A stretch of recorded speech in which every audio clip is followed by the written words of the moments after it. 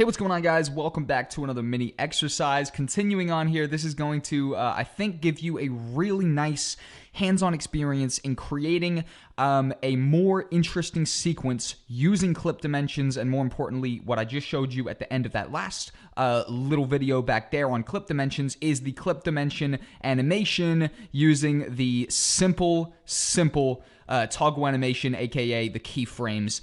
And I'm going to be walking you through how you can simply create or simply amplify this very basic sequence of just 3 still images to actually create this next sequence, which is the same clips, but we have added motion to them and created a boring still sequence and turned it into an otherwise much more interesting and dynamic sequence that just has a whole new element with these clip dimensions that have been altered with the use of the keyframes to create movement in an otherwise still sequence. Now, this is a very simple 6-second sequence. If you guys go to resources, you can download these 3 simple screenshots of my office, one far away shot, one little bit closer to my desk, and then one of my laptop kind of symmetrical onto it. And we're going to be creating this second version of it where we add motion and make this very boring 6-second sequence into a really entertaining quick sequence where obviously there's loads going on and this looks very exciting. And in fact, I'm going to walk you through the whole process. So we are going to delete that I just created there. In fact, delete this as well, which is the folder with all the pictures in there. Delete that and start from the very beginning of this quick sequence. So you guys go to resources. I'm going to go to my clip dimensions mini exercise. Go ahead and download these 3 simple images, a total of 6.81 megabytes. Really, it's not going to take you too long to download these guys right here, and go ahead and drag those into your Premiere Pro. Now, once those guys are down here in your Premiere Pro, just for the sake of organization's sake, we are going to go ahead and create a new bin and call this Pick Example 1. Pick Example 1. And by the way, guys, I'm going to be getting so much more in depth later on in the keyframes actual section on how we can really take even still clips as well as still images and just amplify them so much further. But this is a great way of getting across the importance and overall just how to use the clip dimension animation and overall just the clip dimensions, how tweaking them can improve your sequence. So this is what we're doing. So go ahead and drag one of these pictures into your timeline to create a brand new sequence, and that's going to be called the Pick 10 sequence. Obviously, we can change that again for organization's sake for to Pick Example Sequence. Pick Example Sequence doesn't really matter. And what I want you guys to do is import all of these 3 clips, actually bring them all in there and just trim them down to 2 seconds. So I'm going to just scrub along until the 2-second thing here. I can also see it here. And just go ahead and click C, which is our shortcut for cut, or our shortcut for our razor tool. And just go ahead and give that one a cut at number 2. Delete that.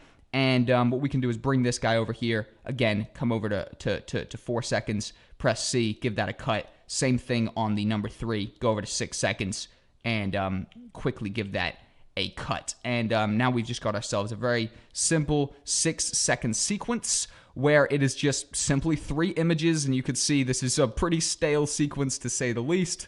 A far away still shot, a closer still shot, and a close-up still shot. Definitely a boring sequence. So what I would start with is, of course, the first shot. And what I want to do is start coming into this image. So we want to feel like we are coming towards my desk. So what I would do is go ahead and turn on your toggle animation on scale and position. So this is going to tell Premiere Pro that at 0 seconds, our image is at this scale and at that position. So then when we come over here closer to the end, we can actually put this scale up to maybe 120. And it will have recorded the fact that all those frames change there. So it's really just telling the program with these keyframes that something has changed. So let's go ahead and just go ahead and change that. Yep, that's 120. Now with the position, we could actually go ahead and just bring that down a little bit, just so we bring my desk kind of into the middle of our shot. And that's what I want you guys to follow through me right now. Go ahead and turn the scale to 120. Shift the position so it's so my desk is somewhat the focal objective of our shot, right? That is obviously the focal subject of our shot right in the middle, and the focus is on that. So now if we bring this to the beginning, okay, go ahead and give that a play, that is going to be zooming in, okay? Oh, for some reason, I'm just going to go ahead and put 100 again there. For some reason that changed. Ignore that. But currently right now with your pick number 1, you should have at 0 seconds, scale set to 100 with the toggle animation on, and toggle animation on position on just the default position of this clip. And at the very end, you should have turned it up to 120 scale, okay? So again, for the keyframes, right, it's very hard to get to that last frame, so I often go a few frames before it and put these keyframes in, and then just go ahead and click, drag, highlight them, and just throw them at the end so it does cover the whole image. But just there, that is a successful first clip dimension change right there. So now we can move on to that second pick.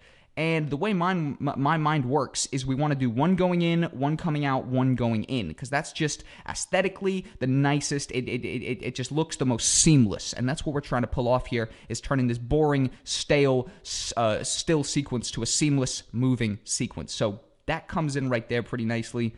Then we can come to the second sequence here, and I just want you guys to turn scale position on. Turn scale animation on and position animation on. And if we want this zooming out, obviously, if we were to zoom out now on the scale, right? So if we were to turn that to 90, this is beyond the clip dimensions. So we can't start it at 100. So what I would do for here is go ahead and highlight both of these after you've put the toggle animation on, and just put those at the end. So this sequence is going to finish on those dimensions there, and then we can actually go ahead and just bump that up to 120, so it's kind of the same amount, and bring this guy down a little bit, so we again try bring the desk into the middle of our screen and make it the subject, even though there's really nothing else to be focusing on here, but just try and get everything nice and symmetrical here. So once that desk is in the middle, now if we give this a play, it is going to be zooming out. So that right there is a really nice combination where it can zoom into my desk, then starts coming out and it's a little bit closer. And then this one here, as we saw in my original example that I created, this is going to be zooming in but rotating as well. And there's even a further method that we're gonna have to go through for the rotation, seeing is on this one right here, it's kind of the same thing as us turning the scale to 90. There's not enough to work with here.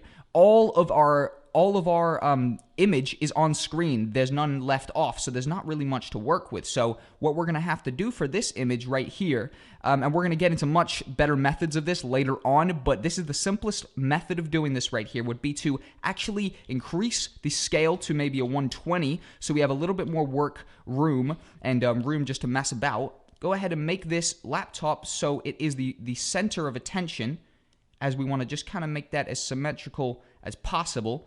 And then what we could actually do is go ahead and have the rotation, is rotate that as far out as you can until you see these black bars at the top start coming through. So we can rotate that about to like here. We can maybe move that up to make it fit in a little bit more, just until there is rotation, but you're not actually getting the edges cut off. And then what we can do here is go ahead and put a scale and turn the rotation animation on and the position as well, then go as close as we can to the end. Go ahead and change that rotation now to 0, so it would have rotated in, and go ahead and make this scale, let's say a 140. So if we have just increased that to a 140, then obviously the position needs to be altered a little bit to bring this maybe down here, or like here, just whatever's looking good to you guys, and just be following on with more or less exactly what I'm doing, unless you see a much better way to do it. Then once I've done all those, I would just again drag those to the end, and now we can just give this a play to see what it's looking like. So this is nice and zooming in, then that is zooming out, looking really nice, and then that is like rotating onwards, and overall, just like that, in a matter of just a few minutes, we have created a really boring sequence. You remember what this looked like? We could just go ahead and import all these clips here, and just go ahead and throw them over here, just so I can quickly cut them to be the same size real quick. And okay, so now if we drag those, if we drag those next to it, or just to play afterwards, if we give this a play, this is what it's looking like now, and then directly after it's going to play the boring really boring, stale sequence. So that's what we just turned into a much nicer sequence. It's not even comparable. It's not even really worth watching. But that beginning bit now here is a really nice quick sequence. And that right there, guys, is to me just a little preview for you of the ability that the clip dimensions and more importantly, clip dimension animation is really going to be doing to your sequences, going to be really leveling it up, taking it to the complete next level. Overall, that was a quick little mini exercise there. Really hope you enjoyed, guys. And without further ado, let's crack on.